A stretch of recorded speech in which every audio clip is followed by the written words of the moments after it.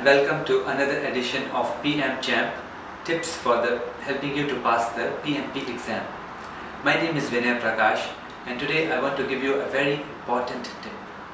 This tip is about choosing hard answers or soft generic answers. Most of the time PMP exam questions can ask you to choose something. For example, a project manager must always do or should always do. Now if you notice the word always, must, these are considered hard answers. If you choose this, that means there's no other choice and the project manager must always do things in this way only. So these are considered hard answers. In contrast, a soft answer would be like a best practice.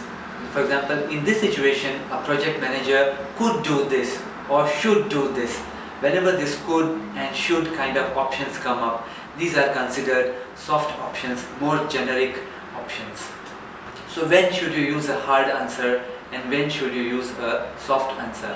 Remember, project management is part art and part science. So if you ask 100 people in a room what will be the best choice, most likely you will get 100 different answers. That means there are different ways to handle the same situation. So in that case, how will PMI decide one best answer? So remember the tip that I am going to share with you.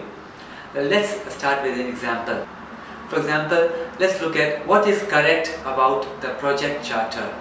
The project charter must always be signed by the project sponsor. Second choice, the project charter must always be signed by the manager external to the project.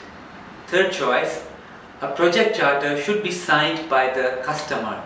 Fourth choice, the project charter should be signed by a manager external to the project. Now if you look at these choices, you will notice two of them are hard answers. They say must always be signed. That means there is no other way.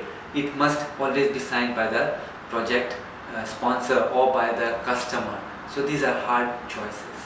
So whether you will go for these hard answers or you will choose a more generic option. Remember, in the PMP guide published by PMI, they never clearly say that what a project manager is supposed to do. The book itself is like a guideline. It's a framework. So it is left to you as a project manager. What do you think is the best practice? What would you do in this situation? So in this way, in this question, the best answer would be D. The project charter should be signed by a manager external to the project. Now if you notice, this is a very generic, holistic answer. There's no must, there's no always. It is a best practice. Should be signed by a manager external to the project.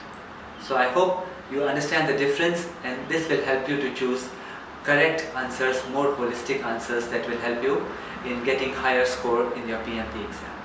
All the best, and if you want more exam tips, you can directly head on to pmchamp.com and subscribe to the newsletter. All the best.